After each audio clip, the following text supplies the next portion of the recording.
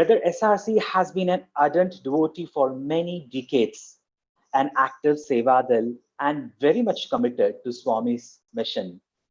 I never had the personal opportunity to meet him, but I've seen him always in a distance, and I've noticed two top qualities in Brother SRC. One is ever smiling face that I've never seen fading off, and the second one is being so humble and approachable.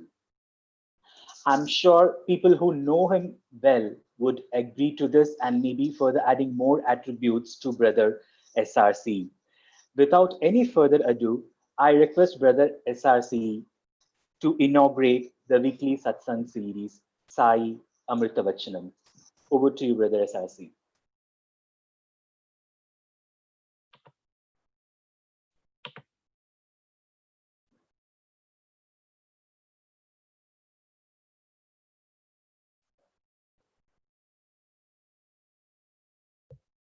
Brother SRC, I think you need to unmute yourself.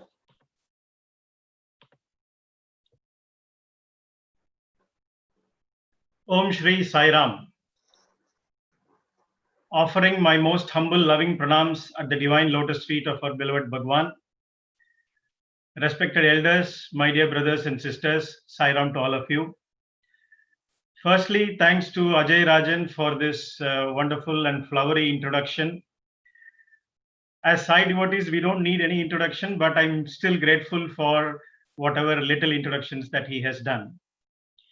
Now, this pandemic, this COVID-19 pandemic, has brought all of us together, not face to face, but through these kind of internet mediums and online chat sessions and various other similar mediums. In fact, this is an opportunity for all of us to keep connected, not only amongst ourselves, but with Bhagwan himself. This is something that we need to acknowledge and be grateful to Bhagwan.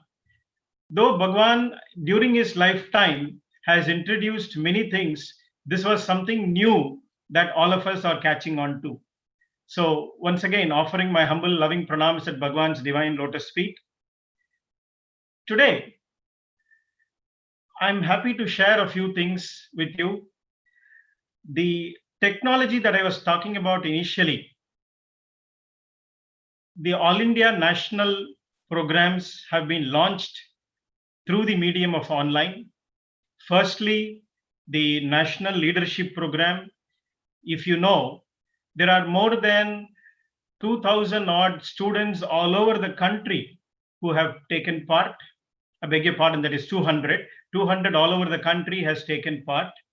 Out of that, from Tamil Nadu, we have nearly 25 gents and ladies, I would say young men and women who are taking part in this wonderful national leadership program. That's an online program.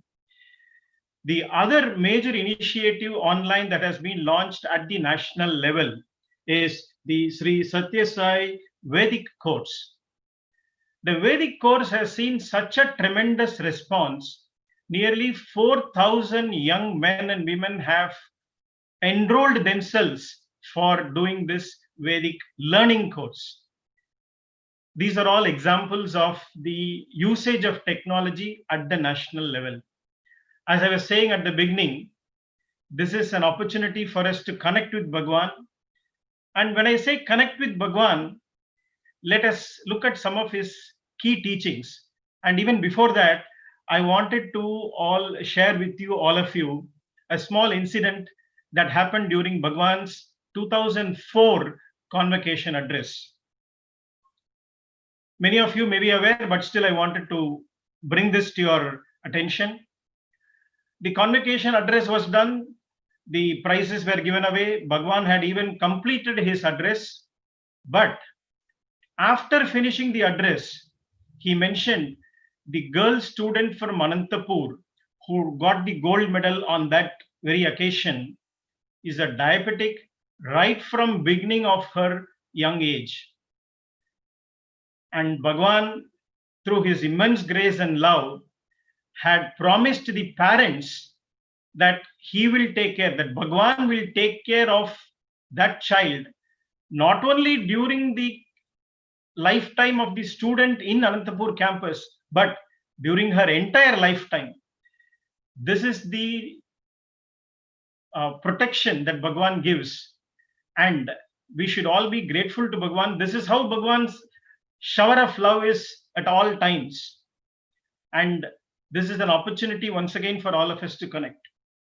Talking of Bhagwan's teachings, we know his major teachings is his love all, serve all, help ever, hurt never. These are some of the core teachings of Bhagwan. But to talk about these two alone, we need a whole satsang, and 10 minutes is not enough. But we know that in our day-to-day life, we need to follow and be connected with Bhagwan at all times. Bhagwan also says he has not come to establish any new religion or any new cult. He has come to make a Hindu a better Hindu, a Muslim a better Muslim, and a Christian a better Christian. But what is unsaid, he has lived his life. It's upon all of us to be better Sai devotees. How do we become a better Sai devotee? Only by following his teachings, by doing our daily sadhana, the first step. How do we do our daily sadhana? There are many things given, the 9-point code of conduct, the daily prayer, meditation, and so many other ways that Bhagwan has given to all of us.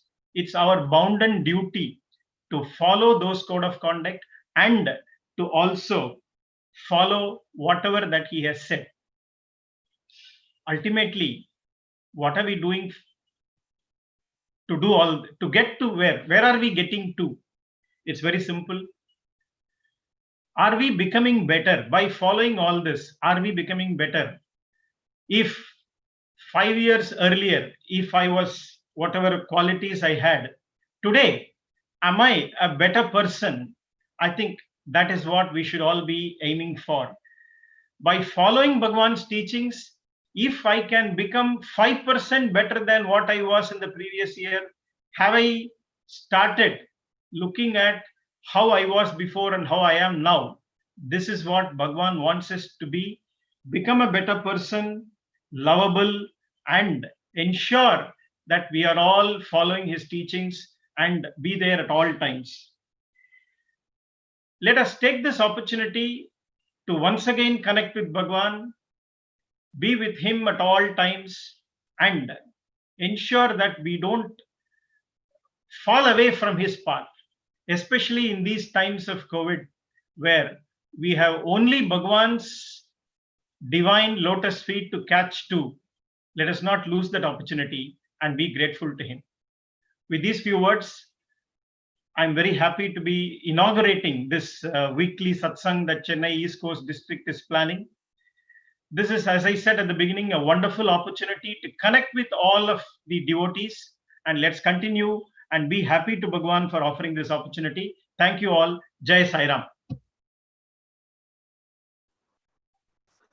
Thank you, Brother SRC, for that indeed a motivating speech, connecting to the inner Sai, connecting to the Lord within, and also to become a better person from what I was earlier. So thank you very much, Brother SRC, for that indeed inspiring speech.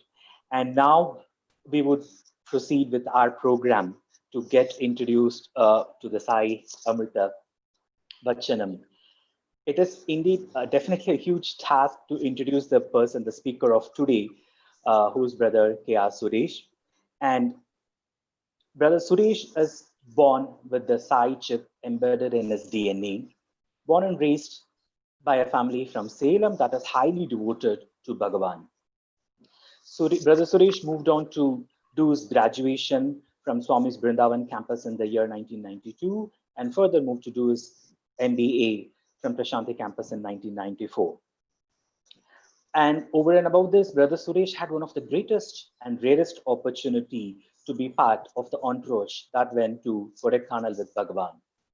During his stay with the divine, he had opportunities to witness various facets of the divinity at a very close quarters. Since 1994, after his MBA, Brother Suresh has been closely associated with Satya Sai Seva organizations at various capacities. From 2007 Brother Suresh served as district president for Salem, and from 2011, he has been serving as the state vice president, Shri Satya Sai Seva Organization, Tamil Nadu.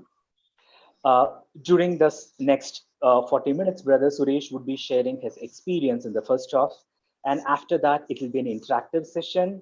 So please post in your questions in the comment box, and we will definitely address as many as questions that we could do.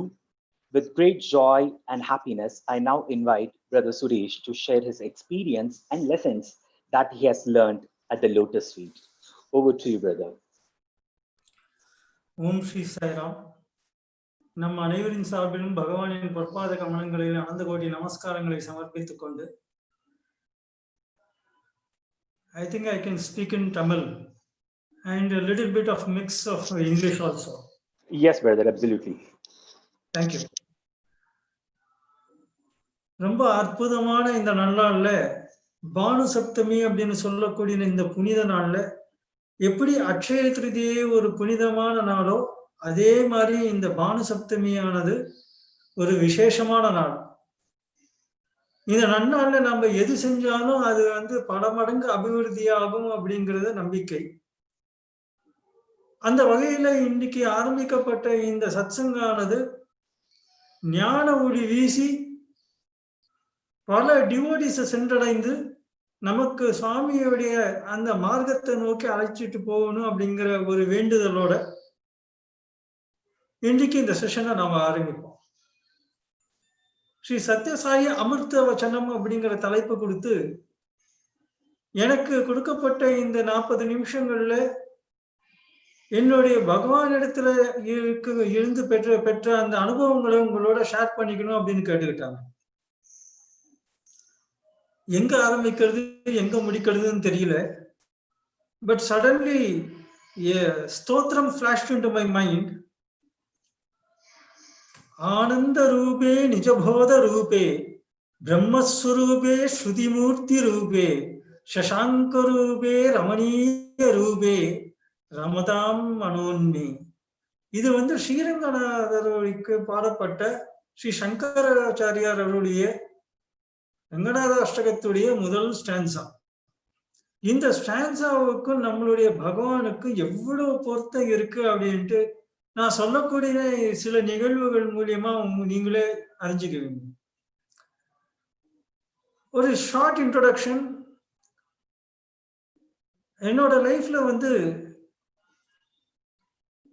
அந்த காலத்துல 12th standard CBSE படிச்சுட்டு இருக்கும்போது சேலத்துல somehow I was doing very well in studies. எனக்கே தெரியாது, அறியாம நானே நல்லா படிச்சுட்டு இருந்தேன். பட் அந்த காலகட்டத்தில் எனக்கு கொஞ்சம் வித்யா கர்வம் வந்துடுது.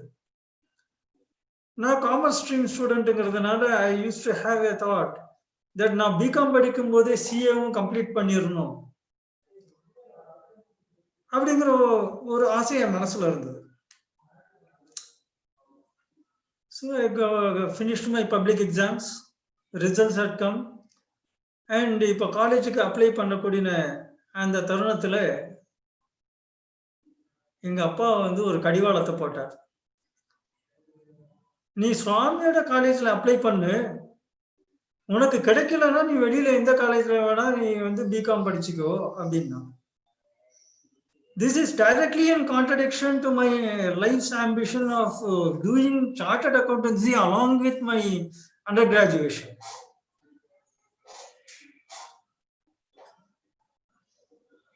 I have to admit here, எனக்கு சுவாமி காலேஜ்ல சேரத்துக்கு கொஞ்சம் கூட இஷ்டமே இல்லை.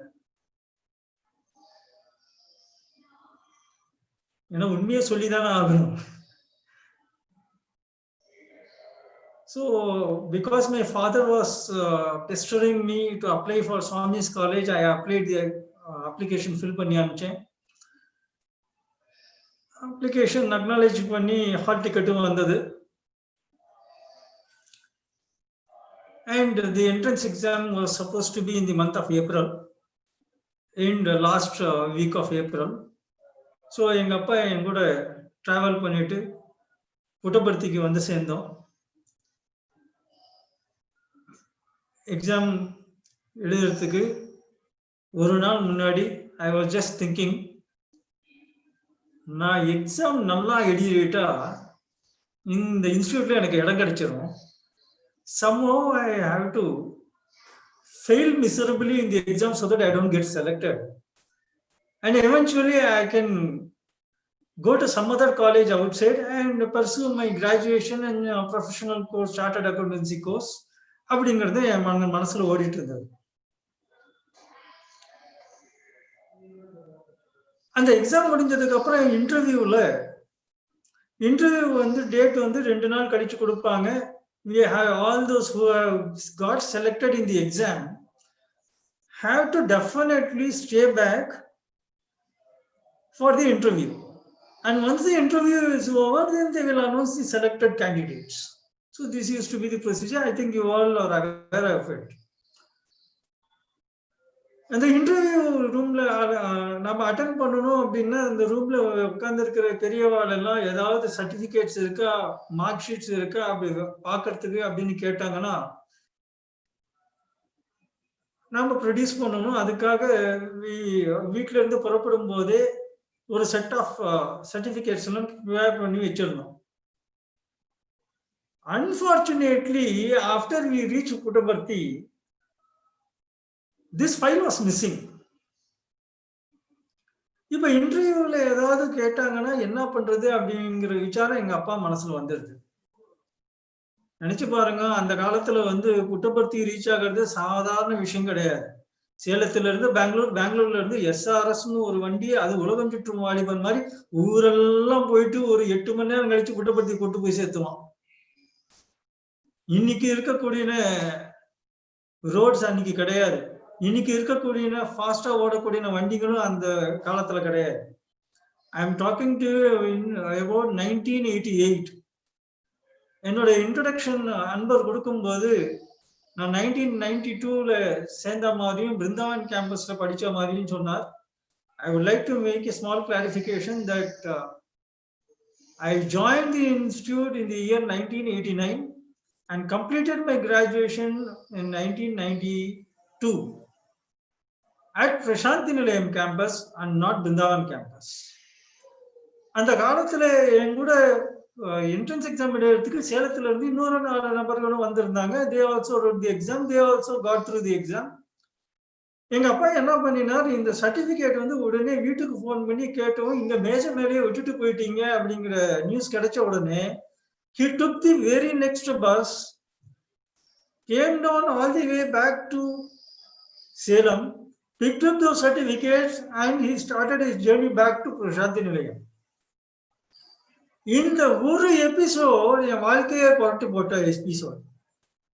When my father is so much willing to admit his son in Swami's college, நான் ஏன் எக்ஸாம் ஒழுங்கா எழுதக்கூடாது, நான் ஏன் இந்த இன்ஸ்டிடியூட்ல சேரக்கூடாது, அவருடைய ஆசைக்கு நான் கொஞ்சமாவது ரெஸ்பெக்ட் கொடுக்கணுமா இல்ல அப்படின்ட்டு அன்னைக்கு நைட் எக்ஸாம் எழுதுறதுக்கு ஒரு நாள் முன்னாடி நைட் எனக்கு மனசு மாறினது. அதுதான் என் தலையெழுத்தையே மாத்தி போட்ட நாள். அடுத்த நாள் போனேன், எக்ஸாம் எழுதுனா I was sure that I can clear the exams. I cleared it. இன்டர்வியூல கூப்பிட்டாங்க. இன்டர்வியூல செலக்ட் ஆன உடனே சர்டிபிகேட்ஸ் எல்லாம் கையில எடுத்துட்டு போயிருந்தேன்.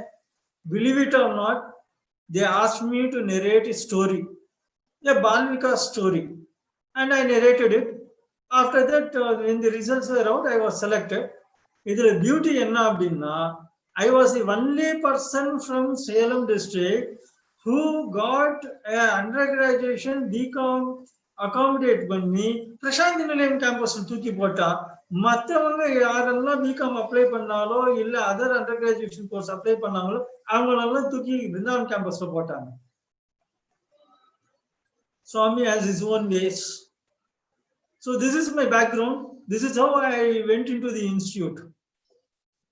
And as you all know, Swami has a unique style of churning you, molding you, chiseling you.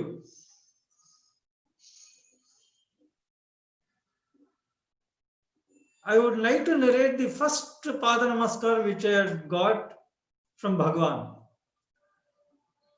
there was an occasion, a festive occasion. அந்த எப்பெல்லாம் ஃபெஸ்டிவல் நடக்குதோ அப்பெல்லாம் பிருந்தாவன் கேம்பஸ் வந்து புட்டபர்த்திக்கு வந்துருவா. And before the Vrindavan campus leaves back to Vrindavan, after the function, they would receive a private audience with Swami and get Pada Namaskar. So, and the Kalakattathula, though I was a Prashanti Nilayam campus student, இந்த மாதிரி ஒரு சந்தர்ப்பம் வரும் பொழுது I got into the group of Vrindavan students. It was a stealthy attempt to snatch Pada Namaskar of Bhagavan. திருட்டுத்தமனமா நம்ம வந்து பாத நமஸ்காரம் எடுத்துக்கலாம் அப்படிங்கிற ஒரு எண்ணத்திலேயே அந்த குரூப்போட மெர்ஜ் ஆகி உட்காந்துட்டேன். எப்படி தேவர்களுக்கு அமிர்தம் கொடுக்கும் போது அசுரர்களை 2 பேரு தேவர்களா வேஷம் போட்டு உட்கார்ந்தாங்களோ அந்த மாதிரி நானும் உட்கார்ந்து சுவாமியோட பாத நமஸ்காரத்தை வாங்கணும் அப்படிங்கிறது தான். ஏன்னா நமக்கு எல்லாத்துக்கும் தெரியும், ஒரு சேவை முடிச்சதுக்கு அப்புறம் நம்ம வீட்டுக்கு போறதுக்கு முன்னாடி சாமி கிட்ட கிடைக்கக்கூடிய அந்த ஸ்பர்ஷனம், அந்த பாத நமஸ்காரம் எவ்வளவு ஆனந்தத்தை நமக்கு கொடுக்கும் அப்படின்னு. எத்தனை முறை வேணா பாத நமஸ்காரம் எடுத்துக்கிட்டே இருக்கலாம், அந்த ஆனந்தத்துக்கு ஒரு துளி கூட அது கம்மியாகாது. அப்பேற்பட்ட பாத நமஸ்காரம் கிடைக்கணும் அப்படிங்கிறதுக்காக அந்த குரூப்போட போய் உட்காந்து சுவாமி ஸ்பீச் கொடுத்தார். இது வந்து நடக்கிறது நம்ம பஜனால நடக்குது. டோர் எல்லாம் க்ளோஸ் பண்ணிட்டாங்க, வெளியாட்கள் யாருமே அலோடு கிடையாது. உள்ள வந்து சுவாமி வந்து right now I will give பாத நமஸ்கார் டு எவ்ரிவன் அப்படின்னு சொன்ன உடனே நாம எல்லாம் இமிடியேட்டா இடைவெளி விட்டு உட்காந்து ரோவா உட்கார்ந்துருவோமே அந்த மாதிரி உட்கார்ந்து இருந்தோம். And Swami started coming. இதுல இன்னொரு விஷயம் என்னன்னா, பின்னாடியே Narasimhamurthy garu, the then warden of the Vrindavan campus, he was also following Swami and introducing each and every student, new student especially. வசமா மாட்டிக்கிட்டோம் அப்படின்னு நல்லா தெரிஞ்சது. உடம்பெல்லாம் வேத்து கொட்ட ஆரம்பிச்சது. As Swami was nearing towards me, Swami was commenting on each and every new student who was sitting there. பின்னாடி Narasimmurthy car சொல்ல சொல்ல சொல்ல பகவான் கூட he was giving his comments about the newly admitted student. என் பக்கத்துல வந்து நீ பகவானோட பாதத்தை இறுக்கமா பிடிச்சுக்கிட்டு, சுவாமி நீங்க முதல்ல வாயை திறக்காதீங்க. ஏன்னா நரசிம்மூர்த்தி காருக்கு நான் யாருன்னே தெரியாது. ஆகையினால என்னை எப்படியாவது காப்பாத்துங்க அப்படின்ட்டு அன்னைக்கு ப்ரே பண்ண ஆரம்பிச்சதுதான் செய்யறான். திருட்டுத்தனமா உட்கார்ந்து ஒரு பாத நமஸ்காரத்துக்காக இயங்கின அந்த நாள் என் நினைவுகளை மறக்கவே முடியாது. And that was my first பாத நமஸ்கார் or Sparshan as you may call it. And then as the days passed by, there was another occasion. என் மனசுல வந்து ரொம்ப விசித்திரமான ஆசைகள்லாம் வருது. அது ஏன் அப்படி வந்ததுன்னு கூட தெரியாது. சுவாமியோட ஐஸோட கலர் என்னன்னு நம்ம பார்க்கணும். யாரோ எதோ பார்க்கலாமே, நாம வந்து சுவாமியோட கண்கள்ல அந்த கருவிழி கருப்பு கலரா, கிரே கலரா, ப்ரௌன் கலரா, கிரே கலரா, எந்த கலர்ல இருக்கு நம்ம கொஞ்சம் க்ளோஸ் அப்ல பார்க்கணும் அப்படிங்கிறது ஒரு ஆசை வந்துருச்சு. இதுக்கு ஒரு அக்கேஷன் உண்டு பண்றார் பகவான். One day, Swami told all the students that I am coming to hostel. சொன்ன உடனே தலை தெறிக்க ஓட ஆரம்பிச்சுட்டா குருவந்தாள்ல இருந்து ஸ்ட்ரெயிட் பேக் டு ஹாஸ்டல். ஏன்னா ஹாஸ்டல்ல போய் ரெடி பண்ணணும் இல்ல. என்ன அப்படி ரெடி பண்ணணும் அப்படின்னா, நாம அந்த விண்டோஸ் கம்பிகள் எல்லாமே வந்து நம்மளுடைய அண்டர் கார்மெண்ட்ஸ் ஹேங் பண்ணிட்டு இருப்போம். அதை வளர்த்துறதுக்காக காய போட்டிருப்போம். சுவாமி வரும்போது அதை இந்த பிளாக்ஸ் எல்லாம் தெரிஞ்சதுன்னா அவர் அசிங்கமா இருக்குமே, அதெல்லாம் ரிமூவ் பண்ணணும். முன்னாடி பெருக்கி கூட்டி கோலம் போட்டு சாமிக்கு வர்றதுக்கு ஏற்பாடு பண்ணணுமே அப்படிங்கிறதுக்காக எல்லா ஸ்டூடெண்ட்ஸும் ஓடி வந்துட்டாங்க. So there was a table arranged in front of the entrance with a bouquet to invite Swami. இது எல்லாமே ரெடி பண்ணிட்டு இருக்கும்போது suddenly everybody disappeared because after completing the preparatory work, they wanted to go back and refresh themselves and be presentable before Bhagavan. இந்த சந்தை வேலைகள்லாம் நடத்திட்டு இருக்கும்போது I was continuing to do my work. அங்க கிளீனிங் ஒர்க் பண்ணிட்டு அந்த table arrange பண்ணி bouquet flower எல்லாம் வச்சு எல்லாமே ஏற்பாடு பண்ணிட்டு இருக்கோம். Suddenly I saw Swami is got entering hostel gate. சுத்தி முத்தின்னு பார்த்தா யாருமே காணோம். நான் மட்டும் அங்க தனிமரமா நின்றுட்டு இருந்தேன்.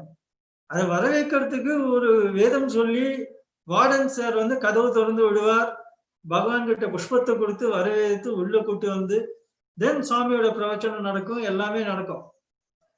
Swami will have a very joyful occasion and we would all enjoy. ஏன்னா ரொம்ப கேஷுவலா எல்லாரும் he will pull the legs of each and everyone there. Hostel இருக்கக்கூடிய குழந்தைங்களுக்கு எல்லாம் ரொம்ப நல்ல நம்ம கூட ஒன்னா பழகி விளையாட ஆரம்பிச்சிருவார். So Swami will also have a hearty laugh. அவர் வந்து நீ எல்லாம் இப்படி பண்ணிட்டு இருந்த இப்படி பண்ணிட்டு இருந்த அப்படின்ட்டு he used to narrate all the incidences and used to share with the group there. அந்த இடத்துல பார்த்தா திடீர்னு சுவாமி வந்து என்ட்ரன்ஸ் கிட்ட வந்து நின்னுட்டார். அப்போ I didn't have that much of maturity to go and open Swami's door. I was stuck there dumbfounded near the entrance போடப்பட்டிருக்கக்கூடிய அந்த டேபிள்ல. So அந்த என்ட்ரன்ஸ்ல இருந்து சுவாமியே after a while he himself opened the door of his car. He alighted from the vehicle, came inside. அது ஒரு சாயங்கால நேரம். அந்த சாயங்கால நேரத்துல வந்து வெஸ்டர்ன் சைட்ல சூரியன் இருக்கிறதுனால பகவான் உள்ள வரும்போது பகவானுடைய முகத்து மேல நேரடியா அந்த ஒளி வீசிட்டு இருந்தது. And when he came towards the table where the flowers are kept, யாருமே காணோம். நம்ம இந்த வேலை செய்யலன்னா கூட நல்லா இருக்காது அப்படின்ட்டு I took the privilege of taking a flower and handing it to Bhagavan and inviting him inside the hostel. அந்த ஃப்ளவர் கொடுக்கும்போது பகவான் அதை வாங்கிட்டு என் கையில இருந்து ஃப்ளவர் வந்து அவர் கைக்கு மாறத்துக்கு it would have taken a millisecond, but he prolonged the time in such a way. He looked at me straight into my eyes, lifted his eyebrows like this, and he was keep looking at me. He was showing his அந்த கருவிலேயே இந்த கண்ணால பார்த்து எந்த கலர்னு analyse பண்றதுக்காக ஒரு சந்தர்ப்பம் கொடுத்தார். பிலீவ் இட் ஆர் நாட், அவர் கண்கள்ல அன்னைக்கு நான் பார்த்தது கருப்பு கலரோ கிரே கலரோ பிரவுன் கலரோ கிடையாது சேரம். மயிலிறகுகளோட கண்ணுல எப்படி எத்தனை கலர், அந்த 7 கலர் இருக்குமே ரெயின்போ கலர்ஸ், அத்தனை கலரும் நான் பகவானோட கண்கள்ல நான் பாக்குறேன். பார்க்க அந்த தருணம் வந்து அப்படியே ஃப்ரீஸ் ஆயிடுச்சு. அது எவ்வளவு நேரம் நடந்தது, எப்ப சாமி அந்த இடத்தை விட்டு நகர்ந்து போனார் எதுவுமே தெரியாது எனக்கு. I was stuck there. Then as usual the episode other things happened. இந்த சந்தர்ப்பத்துக்கு ஒண்ணு என்னால புரிஞ்சுக்க முடியல அப்படின்ட்டு என்னுடைய சீனியரா இருக்கக்கூடிய ஒரு ரிசர்ச் ஸ்காலர் கிட்ட போய் நான் கேட்டேன். சாரம் today this was my experience அப்படின்னு ஷேர் பண்ண உடனே அதுக்கு அவர் ரொம்ப அற்புதமான ஒரு விளக்கம் கொடுத்தார். அதுதான் நிஜபோத ரூபே. என்ன தெரியுமா அந்த விளக்கம்? எப்பா ஆயிரக்கணக்கான வருஷமா ரிஷிமுனிகள் எல்லாம்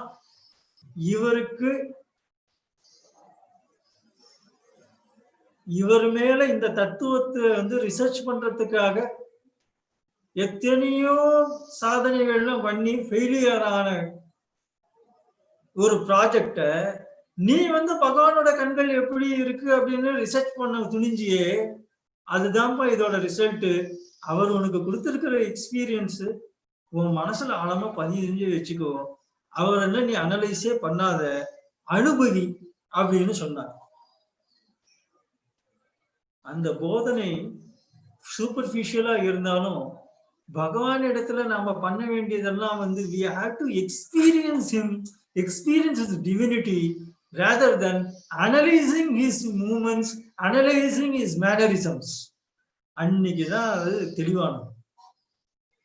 So after that days passed by, Swami never spoke to me. Swami would never collect a letter from me. சுவாமி நான் எந்த லைன்ல உட்கார்ந்து இருந்தாலும் அந்த லைன்ல சுவாமி வரமாட்டார். Usual avoidance. அண்ட் கண்டினியூஸ் தான் இது வந்து கிட்டத்தட்ட ஒரு 1.5 வருஷம் 2 வருஷம் ஓடிட்டு இருந்தது. அந்த 2 வருஷம் தான் சேராம் எனக்கு அஸ்திவானம் பகவான் போட்டார். நான் ஆரம்பத்துல சொன்னேனே, he molds me, he chisels me, he turns me அப்படின்னு. அது அந்த 2 வருஷ பீரியட்ல நடந்தது. It started digging deep into me. Why Swami is not looking at me? Why Swami is not talking to me? எல்லா பசங்க கிட்டையும் பேசுறாரு, என்கிட்ட என்ன குறைய கண்டார் பகவான். அந்த ஏக்கம் அதிகமாக ஆக ஆக ஆக ஒவ்வொரு பஜனையும் நான் சாமி முன்னாடியே உட்காந்து அந்த பஜனால உட்காந்து அழுதுட்டு இருப்பேன். Of course, I had learnt a technique that not a drop of water will come down from my eyes, but it will well up and stay there. கண்ணை மூடிக்குவேன் பஜன் டைம்ல, பாட்டு பாடிக்கிட்டே இருப்பேன், பஜனை ஃபாலோ பண்ணுவேன். பஜன் என்ன பண்றேன் பாடுறேங்கிறது எனக்கு தெரியாது. Because my feeling used to be uppermost in my mind. And of course, Bhagavan would have noticed it. சரி, நாமளும் ஏதோ ஒரு கல்லு மாதிரி இங்க வந்துட்டோம், ஏதோ ஒரு ஜடமா வந்து உட்கார்ந்து இருக்கோம், செய்யறோம் போறோம் அப்படிங்கிற மாதிரி இருக்க போறோம் போல இருக்கு. 10ஓட 11 வந்துட்டு போறோம் போல இருக்கு.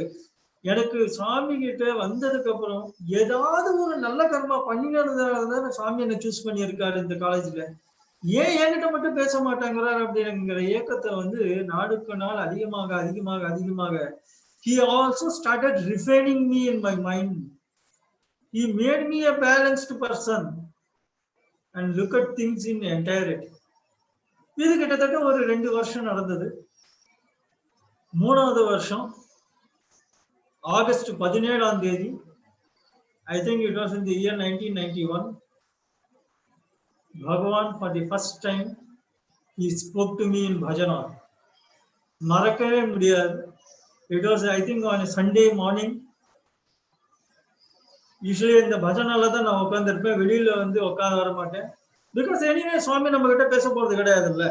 நாம ஏன் உள்ள உட்காந்து வெளியில உட்காந்துக்கிட்டு சுவாமி கிட்ட போய் சுவாமி இது அதுன்னு எந்த ஆக்ஷனுக்கும் சாமி வாய்ப்பு கொடுத்தது இல்லை. So I used to sit peacefully inside bhajan hall, study my books. I was sitting on the ladies side. ஏன்னா அந்த காலத்துல என்ன பஜன் ஹால்ல லேடிஸ் அலோவ் பண்றது வந்து கிட்டத்தட்ட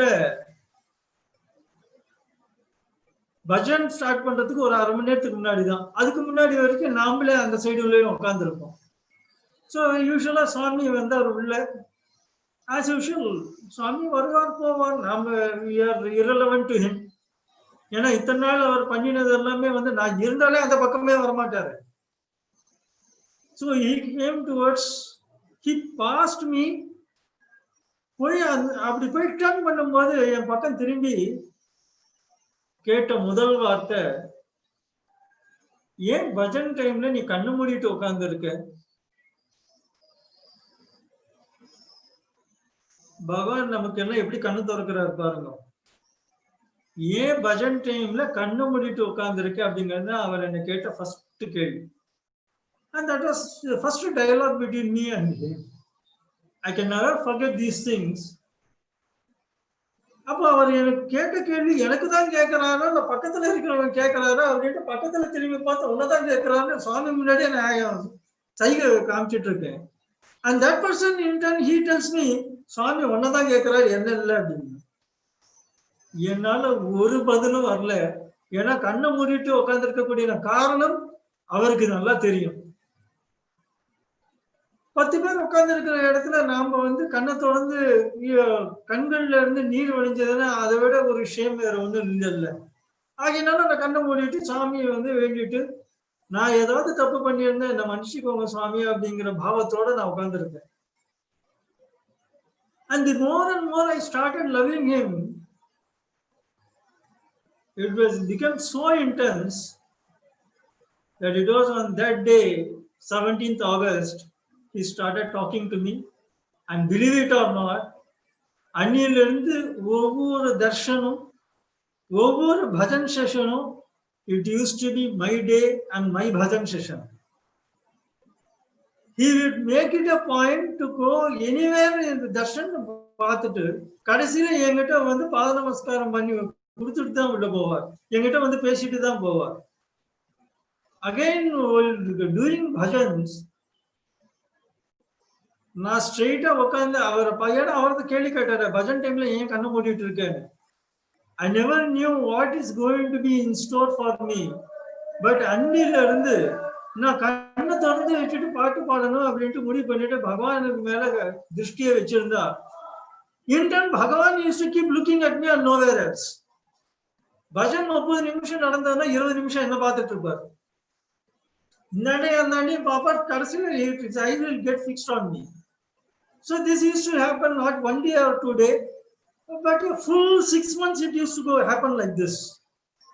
And he will daily come, daily talk to me and then go. அதுக்குதான் பகவானை வந்து நம்ம தமிழ்ல ஒரு சொற்றொடர் இருக்கு, கடவுள் கொடுத்தா கூரை பிச்சுட்டு கொடுப்பார் அப்படின்னு. அவர் கொடுக்கக்கூடிய இந்த ஆனந்தத்தை, இந்த அனுபவத்தை என்னால பிடிச்சிக்கவே முடியாத அளவுக்கு கொடுத்தார். நான் இத்தனை நாள் 2 வருஷமா பகவான் மேல பிரார்த்தனை பண்ணி பகவானுக்காக பகவான் என்கிட்ட பேச மாட்டாரா ஒரு எவ்வளவு ஏக்கத்தை அவர் தீர்த்து வைக்கும் போது அதை பிடிச்சி அதை அண்டர்ஸ்டாண்ட் பண்ணிக்கிற அளவுக்கு நம்மளால I was not that matured. Then I would like to come to another episode. ஆரம்பத்துல நான் ஒரு பாட்டு பாடினேனே, ஸ்தோத்திரம் பாடினேனே, ஆனந்த ரூபே நிஜபோத ரூபே பிரம்மஸ்வரூபே.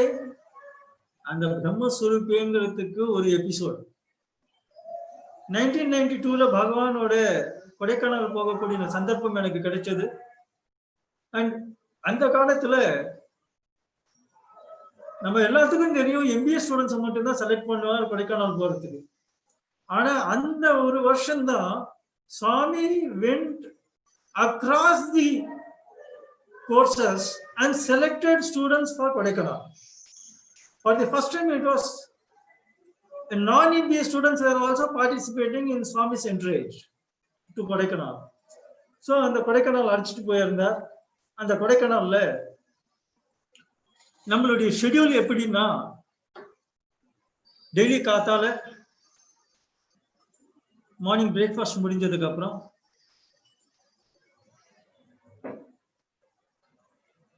ஸ்டூடெண்ட்ஸ் எல்லாமே they will go for a walk around the lake. அந்த 5 kilometers lake வாக் பண்ணிட்டு வரும். Because that is to be the only physical activity. All other times we will be huddling together and catching his lotus feet and sitting next to him, and he will be talking to us on various topics. ஒரு நாளைக்கு 4 session நடக்கும். Immediately after breakfast, then நம்ம சுவாமியோட தர்ஷன் முடிஞ்சிட்டு வந்ததுக்கு அப்புறம் ஒரு session, lunch முடிச்சிட்டு வந்த உடனே டீக்கு முன்னாடி ஒரு செஷன், தென் ஈவினிங் பஜன் முடிஞ்சதுக்கு அப்புறம் ஈவினிங் செஷன். இப்படி 4 செஷன் நடக்கும். இந்த 4 செஷன்லயும் ஸ்டூடெண்ட்ஸுக்கு என்ன வேலை அப்படின்னா, சுவாமி பக்கத்துல உட்காந்து சுவாமியை கேட்டுட்டு இருக்கிறது தான் வேலை. No physical activity. So Swami என்ன சொல்லுவார், நீங்க எல்லாம் டெய்லி மார்னிங் நான் தர்ஷன் போயிட்டு வரும்போது நீங்க ஒரு ரவுண்ட் லேக்கு சுத்திட்டு வாங்க. இந்த meantime I will complete my interview and come back அப்படின்ட்டு. So we used to go around and அந்த வருஷத்துலதான் அந்த number of participants along who had gone along with Swami was the least. 27 பேர் தான் போயிருந்தோம். இதுக்கு முன்னாடி வருஷத்துல எல்லாம் கிட்டத்தட்ட 50 பேர் 60 பேர் எல்லாம் போயிட்டு வந்தாங்க. But ours was such a small group and Swami had chosen only a handful of people.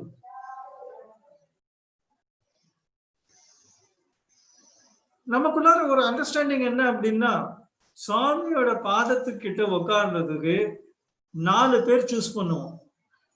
So every session அந்த 4 பேர் நாமளே மாறிட்டு இருப்போம். இந்த டைம் டேபிள் எல்லாம் போட்டு சிட்டெல்லாம் சர்க்குலேட் பண்ணிடுவோம். That day was my serving day. அந்த சர்விங் முடிச்சுட்டு so I has to sit at the extreme periphery of the group. So that serving ஆரம்பிக்கும் போதோ சர்விங் முடிச்சுட்டோ நான் அங்கே வந்து டிஸ்டர்பன்ஸ் இல்லாமல் உட்காந்துடலாம். ஸோ அன்னைக்கு காத்தால எல்லாருமே வாக்கிங் போயிட்டு வர சொன்னா நம்மளும் கிளம்பி வந்துட்டோம். போயிட்டு வந்ததுக்கு அப்புறம் I was sitting at the edge. Swami chair கிட்ட the four selected individuals are sitting. அந்த ஆப்பர்ச்சுனிட்டி எப்படிப்பட்ட ஆப்பர்ச்சுனிட்டினா, சுவாமி யூஸ்வலி உட்கார்ந்ததுக்கு அப்புறம் கீழே ஒரு ஃபுட் ரெஸ்ட் இருக்கும் இல்லையா, அந்த ஃபுட் ரெஸ்ட் எடுத்து வச்சிரும். நம்மளுடைய லேப் தான் அவருடைய ஃபுட் ரெஸ்டா இருக்கும்.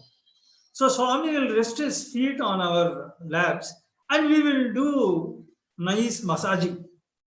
ஸோ இந்த ஒரு கிடைக்கிறதுக்கு அரிய இந்த ஒரு ஆப்பர்ச்சுனிட்டியை நம்ம எல்லாத்துக்கும் கிடைக்கணுங்கிறதுக்காக we used to share. But that day I was sitting at the fag end peripheral area. Reason என்ன அப்படின்னா, I was in the serving team. Swami interview முடிச்சுட்டு உள்ள வர்றார். The doors were closed. Sai Shruti பங்களாவுடைய doors were closed. சடனா தடதடன்னு சத்தம் கேட்டது. I think Swami hit the door and he was about to fall down while entering the room. ஏன் அப்படின்னா, அவருடைய அந்த அங்கியானது தன்னுடைய காலை தடுத்ததுனால, so he had to hit the door and open and he was about to fall. So நான் அந்த எண்டில் உட்கார்ந்துருந்ததுனால I just held his both the hands. அவருடைய லெஃப்ட் ஹேண்டை பிடிச்சிட்டு தாங்கி நின்ன. சாமி உடனே என்னை பார்த்து சிரிச்சு, ஏப்பா நான் விழுந்துருவேன்னு பயமா? ஆமா சுவாமி அப்படின்னு ரொம்ப கெட்டியா பிடிச்சிட்டு இருந்தேன். Then he lifted his robe and told me to look at it. என்ன இருக்கு பாரு அப்படின்னு. நான் பார்த்தேன், சுவாமியோட பாதம் சுவாமி அப்படின்னு. நல்லா பாரு, என்ன இருக்கு பாரு அப்படின்னு. இந்த ஜடக்கண்களுக்கு என்னத்த தெரிய போகுது? ஸோ ஐ டோல்ட் சுவாமி உங்களுடைய பாதம் தான் சுவாமி இருக்கு அப்படின்னு. தலையில ஒரு தட்டு தட்டிட்டு, நல்லா பாரு, ரைட் லெக்குக்கும் லெஃப்ட் லெக்குக்கும் ஒரு வித்தியாசம் இருக்கு பாரு. ரைட் லெக்ல நரம்புகள்ல நீட்டமா ஓடிட்டு இருக்கும், ஆனா லெஃப்ட் லெக்ல நரம்பு வந்து இப்படி சர்க்குலேட் ஆயிட்டு இருக்கும் பாரு அப்படின்னா. Then I noticed it. Yes, it was there. ஆமா சுவாமி அப்படின்னு. அது வேற ஒண்ணும் இல்ல, என் லெஃப்ட் பார்ட் ஆஃப் தி பாடி வந்து அம்பாள் சுரூபம் இருக்காங்க இல்லையா, அந்த கணையம் அந்த தண்டை போட்டிருக்கக்கூடிய மார்க்கு தான் அது அப்படின்னாரு. This is the biggest revelation which Bhagavan is telling to everyone there, especially when I was holding his hand. ஒரு க்ஷணத்துல I just left his hand and I just touched his feet and prayed to him. சாட்சாத் அந்த பரமாத்மாவே வந்து, நான் தாண்டா அந்த பரம்பொருள் பரபிரம்ம சுரூபன், நான் தான் அந்த மகேஸ்வரன் என்பார், அர்த்தநாரியா இருக்கேன் அப்படின்ட்டு பிரகடனப்படுத்துறார். இதுதான் நான் சொல்ல வந்ததே, அந்த பரபிரம்மஸ்வரூபே அப்படின்னு.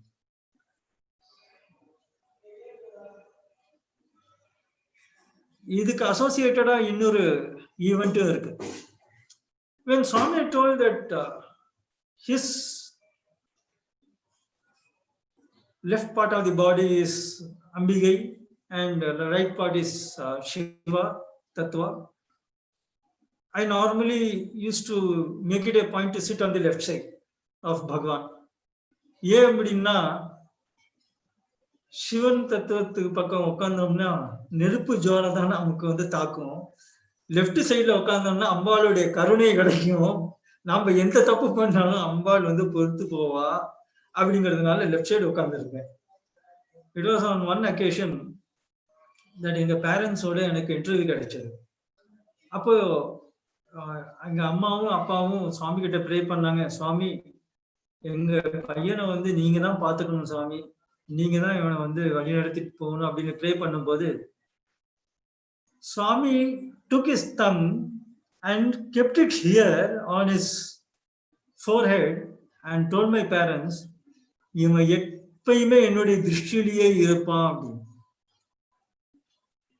இப்போ நான் அம்பாளை நினைச்சு லெஃப்ட் சைட்ல உட்கார்ந்து காருண்யம் கிடைக்கும்னு உட்கார்ந்தா, பகவான் தன்னுடைய மூணாவது கண்ணை திறந்து மூணாவது கண்ணிலேயே நீ இருப்படா அப்படின்ட்டு என்ன வந்து அலர்ட் பண்றார். So I can never ever commit any mistakes. இல்லைன்னா அந்த மூணாவது கண்ணு ஓப்பன் ஆயிருங்கிற பயம் என் மனசுல இறங்கிருச்சு. சுவாமியை அப்பயும் கெட்டியா பிடிச்சிட்டு சுவாமி நீங்க எந்த கண்ணுல வேணா பாருங்க, ஆனா உங்க கருணையான அந்த கடாட்சத்தை என் மேல எப்பயுமே இருக்கணும் அப்படிங்கிற ஒரு பிரேயரோட சுவாமி is to lovingly call me as not as Suresh but as Salem boy. Again எனக்கு வந்து ஒரு விசித்திரமான ஆசை பகவான் கிட்ட, சுவாமி நீங்க எல்லா பசங்களும் திட்டுறீங்க, என்ன மட்டும் திட்ட மாட்டேங்கிறீங்களே சுவாமி. ஏதோ சொல்லி திட்டுவார் பசங்கள் எல்லாம். எனக்கு இந்த விசித்திரமான ஒரு ஆசை. in one occasion சுவாமி வந்து போட்டோ எடுத்துக்கிறதுக்காக, இண்டிவிஜுவல் போட்டோ எடுத்துக்கிறதுக்காக granted a chance இந்த கொடை பாய்ஸுக்கு எல்லாம். அப்போ அந்த மாதிரி ஒரு தருணத்துல சுவாமி பக்கத்துல போய் நின்னத உடனே எனக்கு மட்டும் கேட்டுச்சு, தொன்ன போத்தா அப்படின்னு. My heart was filled with joy that he is quoting me. திட்டு கூட நம்ம வந்து பிரார்த்தனை பண்ணி தான் வாங்கிக்கணும் பகவான் கிட்ட இருந்து. எத்தனையோ ஜென்மா செஞ்ச பாவங்கள் எல்லாம் கழியும். அதுக்காக வேண்டி பகவான் இடத்துல ஒரு விசித்திரமான இந்த பிரேயர். எல்லாத்தையும் திட்டுறீங்களே, என்னையே திட்ட மாட்டேங்கிறீங்க அப்படின்னு. And also another, I used to have another prayer. Swami used to talk to me very respectfully. நீ வா போன்னு சொல்ல மாட்டார், வாங்க போக அப்படின்னு மரியாதையோட பேசுவார். That was hurting me a lot. Swami, I am yours. You should command me. நான் உங்க குழந்தை, நீங்க என்ன எப்படி வேணும்னாலும் கூப்பிடலாம், பட் ஏன் இந்த மரியாதையோட கூப்பிடுறீங்க அப்படிங்கிற ஒரு விசித்திரமான ஒரு பாவம் என் மனசுக்குள்ளார தோண்டிட்டு இருந்தது. And on one occasion, Swami told me that when I speak to you, you will learn how to speak to others. அப்பதான் புரிஞ்சது, why Swami is addressing me so respectfully. And I also learned, அந்த ஒரு படிப்பினை பகவான் கிட்ட இருந்து கத்துக்கிட்டது தான் இன்னைக்கு ஆர்கனைசேஷன்ல என்னால இவ்வளவு நாள் வந்து ஓட்ட முடிஞ்சது. And I would like to narrate another incident. It was a very funny incident. I am afraid it is going on YouTube and tomorrow it will also be available live. But doesn't matter. சுவாமியோட டிவினிட்டியை reveal பண்றதுக்கு எப்பேற்பட்ட நிகழ்ச்சி வேணாலும் நம்ம வந்து share பண்ணிக்கலாம். அந்த தைரியத்துல I am sharing this. இன்ஸ்டியூட்ல படிக்கும் போது எனக்கு கொடுக்கப்பட்ட, இல்ல நானே தேர்ந்தெடுத்துக்கிட்ட அடிஷனல் வேலை என்ன அப்படின்னா, இந்த பேக்ட்ராப் சீன் செட்டிங்ஸ் எல்லாம் போடுறது. ஒரு ஃபங்க்ஷன், ஃபெஸ்டிவல் அக்கேஷன், இல்ல சுவாமியோட பிரவச்சனம் நடக்க போறது, சுவாமி வரப்போறாரு அப்படின்னா அந்த இடத்துக்கு போய் டெக்கரேஷன் பண்ண வேண்டியது. இதுதான் நானே எடுத்துக்கிட்ட வேலை. So on one such occasion, a new vice chancellor was about to be inducted for the university. அவர் வந்து ஒரு டெரர் அப்படிங்கிறது நமக்கு தெரியும். எக்ஸாமினேஷன் நடந்துட்டு இருக்கும் பொழுது நடுவிலேயே இவருடைய அந்த பதவி ஏற்பு விழா நடத்தணும்னு அவர் வந்து ஆர்டர் போட்டார் போல. இது ஸ்டூடெண்ட்ஸ் யாருக்குமே பிடிக்கல, நமக்கும் பிடிக்கல. ஸோ இன்ஸ்டிடியூட்டோடைய ஆடிட்டோரியத்துல அலங்காரம் எல்லாம் பண்ணிட்டு வச்சு சுவாமியோட ஃபுல் சைஸ் போட்டோ வந்து ஸ்டேஜ்லயே முன்னாடி கொண்டாந்து வச்சு அதுக்கும் ஃப்ளவர் எல்லாம் போட்டு அலங்காரம் பண்ணி வச்சிருந்தோம். There we played a little mischievous game. நாளைக்கு புது வைஸ் சான்சலர் வந்து பேசும்போது பூ தானா விழுந்ததுன்னு வைங்க, அவர் வந்து ரொம்ப ஜாய்ஃபுல்லா அவருடைய பதவி ஏற்பு விழா ஏத்துக்கிட்டு நம்மளை இன்னும் பல சிக்கல்களை உண்டு பண்ணுவார் அப்படிங்கிறது தெரிஞ்சதுனால இன்னும் நிறைய மீட்டிங்ஸ் எல்லாம் கண்டக்ட் பண்ண ஆரம்பிச்சிருவார் தேவையில்லாத நேரத்துல எல்லாம் அப்படிங்கிறதுனால வாட் வி டிட், நல்ல 2 இன்ச்சு செல்லோ டேப் எடுத்து அங்கங்க ஃப்ளவர்ஸ் வந்து பின்னாடி பக்கம் ஒட்டிட்டோம். So that tomorrow it doesn't fall on any grounds. எந்த விதத்திலையும் அது வந்து அருந்து விழாது. அந்த மாதிரி நல்லா டேப் அடிச்சு விட்டோம் எல்லா பக்கமும், 4 பக்கமும். நெக்ஸ்ட் டே ஆஸ் யூஷுவல் பதவி ஏற்பு விழா நடந்தது. நம்மள டெக்கரேஷன் பாய்ஸுக்கு ஒரு சான்ஸ் என்ன அப்படின்னா, நம்ம எல்லாம் நைட்டு பூரா வேலை செஞ்சதுனால we can come a little bit late to the foyer session and sit in the back bench. அந்த மாதிரி பின்னாடி உட்காந்துட்டு இருந்தோம். முன்னாடி அவர் பாட்டுக்கு பேச ஆரம்பிச்சார். Believe it or not, flower வந்து பின்னாடி இருந்து முன்னாடி விடல, இருக்கிற ஃப்ளவர் வந்து அங்கேயே கட் ஆகி 2 கீழே விடுது. We were all shocked. Decoration டீம்ல இருக்கிற ஒருத்தர் மூஞ்சி பார்த்துக்கிட்டோம், என்ன பேசுறதுன்னே தெரியல. Then that episode got over. After that we came to அந்த டைம் பீரியட்ல வந்து பகவான் வந்து புட்டபர்த்தியில இல்லை. ஸோ அதனால சுவாமியோட போட்டோ கொண்டாந்து வச்சு இந்த அலங்காரம் பண்ணி அவர் முன்னிலையில அவர் பதவி ஏற்றுக்கிட்ட மாதிரி அந்த மீட்டிங் நடந்தது. பகவான் அப்போ வந்து பிருந்தாவனத்துல இருந்தார். பிருந்தாவன்ல வந்து அந்த ஆகஸ்ட் மாசம் வந்து we used to celebrate our டிபார்ட்மெண்ட்டுடைய ஆனிவர்சரி டே. ஸோ அந்த ஆனிவர்சரி டே கொண்டாடுறதுக்காக நாம எல்லாருமே வந்து புட்டபர்த்தியில இருந்து பிருந்தாவன் போயிடணும். எப்படி பிருந்தாவன் ஸ்டூடெண்ட்ஸ் ஒவ்வொரு ஃபங்க்ஷன் டைம்லயும் புட்டபர்த்தி வராங்களோ அந்த மாதிரி புட்டபர்த்தியில இருந்து MBA டிபார்ட்மெண்ட் பாய்ஸ் எல்லாமே வந்து புட்டபர்த்தி போயிடணும். அப்ப சுவாமி பாத நமஸ்காரம் கொடுத்துக்கிட்டே கிட்ட வந்து கேட்டார், நாளைக்கு நீ இன்னும் பெரிய டேப்பா யூஸ் பண்ணு, அப்பவும் விடும் அப்படின்னு சொல்லிட்டு போயிட்டார். The dialogue was heard by me and others. பக்கம் உட்கார்ந்து இருக்கிறவங்க என்ன டீச்சர்ஸ் எல்லாருமே என்கிட்ட வந்து இப்படி இப்படி பார்த்துட்டு இருக்காங்க. பட் அதோட தாற்பயம் என்ன அப்படிங்கிறது எனக்கு மட்டும்தான் தெரியும். சாமி எப்படி இருந்தாலும் என்னை காப்பாத்துங்க, நல்லதை தான் செஞ்சேன், வேணும்னு செய்யல, பசங்க யாருமே விருப்பம் இல்லை செய்யறாங்க சுவாமி, அந்த தருணத்துல போய் ஒரு மீட்டிங் வைக்கிறாரு அப்படிங்கிறதுக்காக தான் இந்த மாதிரி செஞ்சேன் அப்படின்னு மனசுலயே பிரார்த்தனை பண்ணிட்டு சைலண்டா உட்காந்து. DP Sairam, I think my time is up. Shall we conclude here?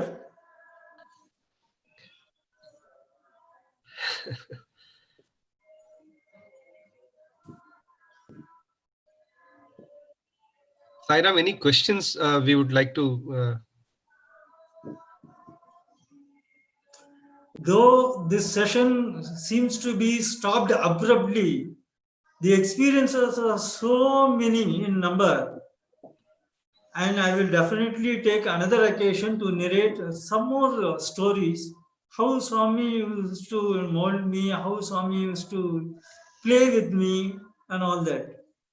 So as ஏன்னா கிட்டத்தட்ட 3/4 மணி நேரம் ஆயிடுதுன்னு நினைக்கிறேன். We should be open for questions now. Thank you, brother. Definitely, it's a great session to know all your first experiences. It's like, joining Swami's first Pada Namaskaram that you had, the first interview, the first Kodaikanal visit, and all the first Nijamave Kekkiradhukku romba anandama irundha. The way you narrated, it's like, at least for me, I could see the scene, like Swami car out irangiradhum and the Suryan astamikkirathu, the way the lights were on his face. It's beautiful, brother. So thank you for taking us to that time and enjoy that, what you had experienced.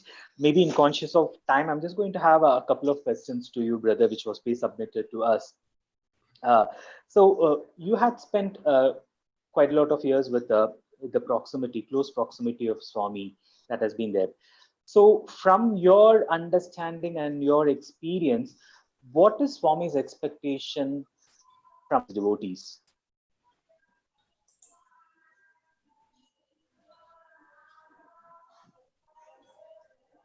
Brother? Yeah. So if I understand your question, what is the expectation of Bhagavan from devotees?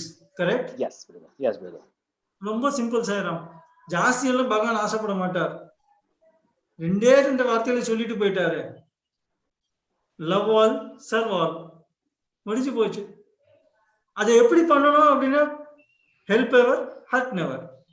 அதுக்கு மாடாலிட்டிஸும் எப்படி procedure அதையும் சொல்லிட்டு போயிட்டார். இவ்வளவுதான். இதை கடைபிடிச்சா வேலை முடிஞ்சது. பகவானுக்கு ரொம்ப சாநித்தியத்துல நம்ம உட்கார்ந்துருக்கோம். Thank you, brother. That was short and sweet. Definitely. Thank you for that. So again, it's like since 1994, you have been closely associated with Swami's organization in various capacities. Like I said in the intro, you have been also DP for Salem and currently the state vice president for Tamil Nadu. What would be your words of encouragement for the youths so that they can be more getting themselves immersed in the organizational activities? What would be that? Sairam, இந்த கொஸ்டினை வந்து ரொம்ப சிம்பிளாகவும் சொல்லலாம், ரொம்ப விஸ்தாரமாகவும் சொல்லலாம். சிம்பிளா சொல்லணும்னா, நாம எல்லாருமே ஏதோ ஒண்ணு நோக்கி தான் நம்ம போயிட்டு இருக்கோம். Now we have certain objectives in our lives. இருக்கிறதுலே பெரிய அப்ஜெக்டிவ் என்ன செய்யணும்?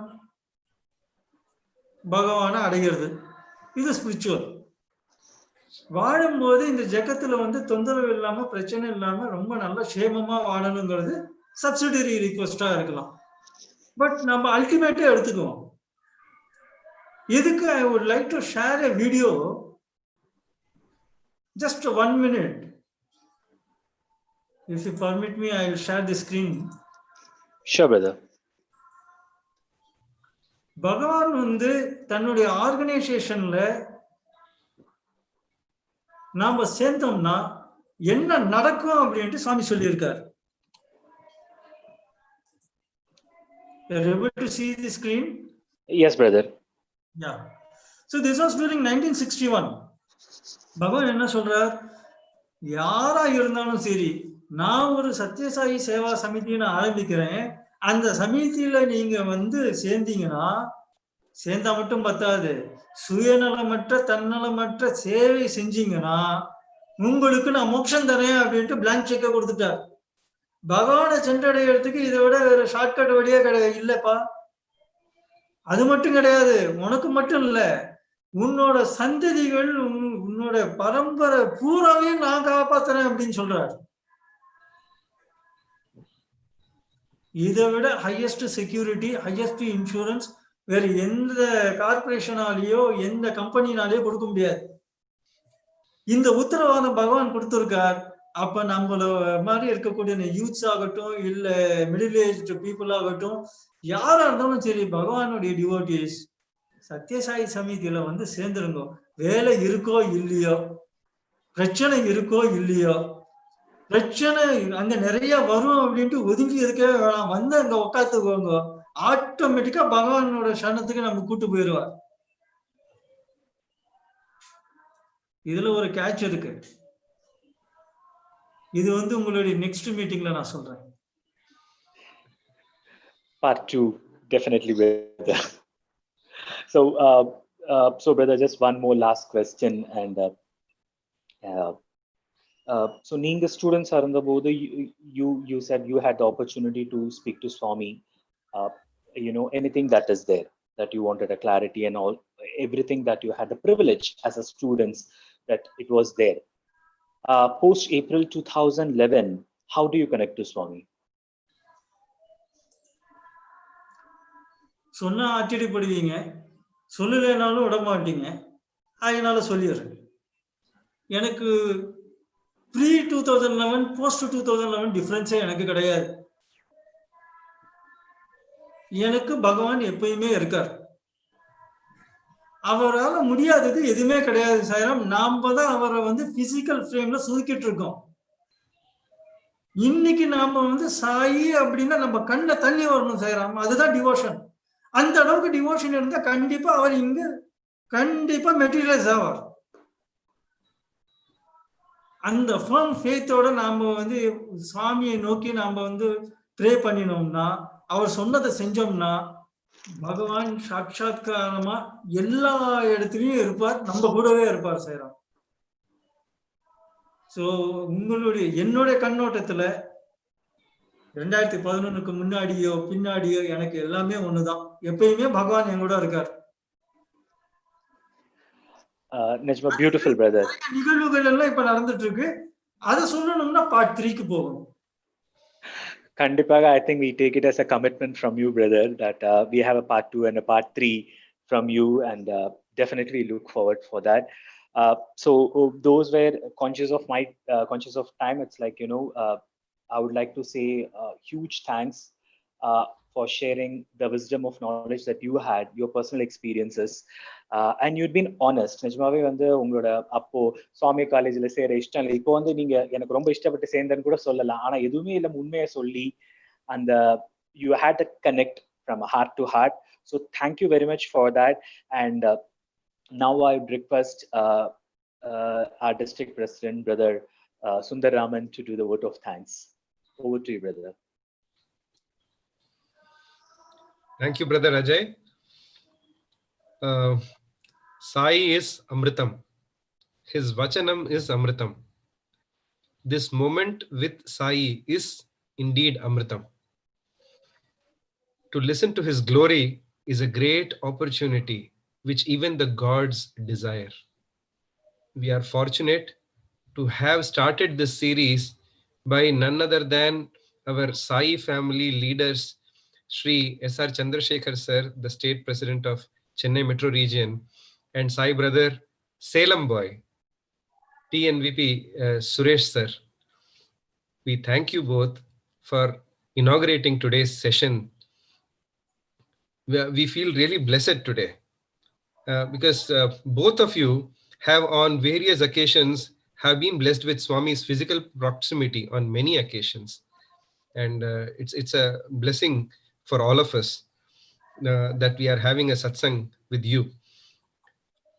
We thank the coordinated effort of the IT team and brother Ajay for their painstaking efforts. We thank our Sai family of Chennai East Coast District and all online viewers for participating in today's satsang.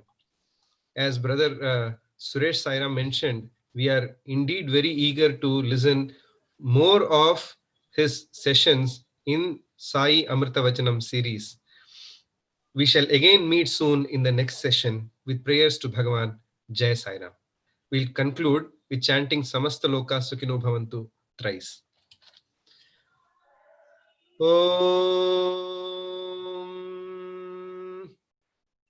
Samastalokaah Sukhino Bhavantu. Samastalokaah Sukhino Bhavantu. Samastalokaah Sukhino Bhavantu. Om